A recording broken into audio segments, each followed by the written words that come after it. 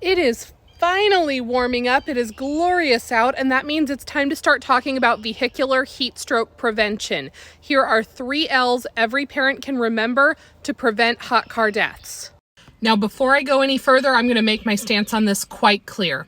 Hot car deaths can happen to anyone, no matter how responsible or loving of a parent they are.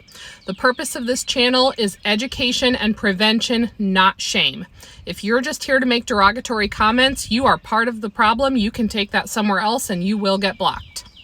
Now, those 3 L's of hot car death prevention are look, lock, and layers. Look in your back seat every single time you get out of the car, even if you're certain that the kids are not with you.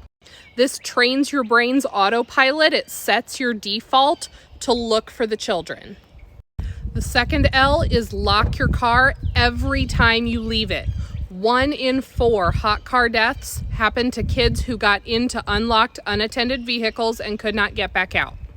So lock your car even when it's just parked in your driveway, and teach your children that cars are never a safe play space.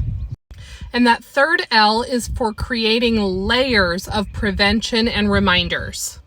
This may include leaving an item in your back seat like your purse, your phone, your left shoe, something that you're going to need when you get out of the car to force you to get into that back seat. Another really important layer is making sure that your daycares and schools are going to call you if your child does not get dropped off as scheduled.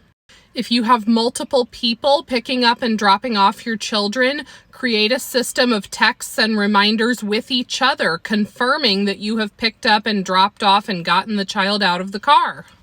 You can set alarms on your phone for a few minutes after your children should be dropped off to remind you to check for them.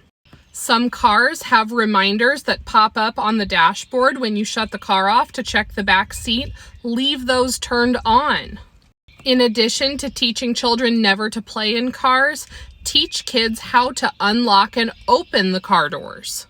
Even if they're in a harnessed car seat and maybe couldn't get themselves out of their car seat, they may still be able to reach and open the door to allow air in and yell for help. Another thing you can teach your children is that if they can't unlock the car door and get out for whatever reason, get in the driver's seat and honk the horn to get the attention of adults around them. So remember those 3 L's: look before you lock, lock before you leave, and create layers of prevention and reminders, because pediatric vehicular heat stroke deaths are preventable.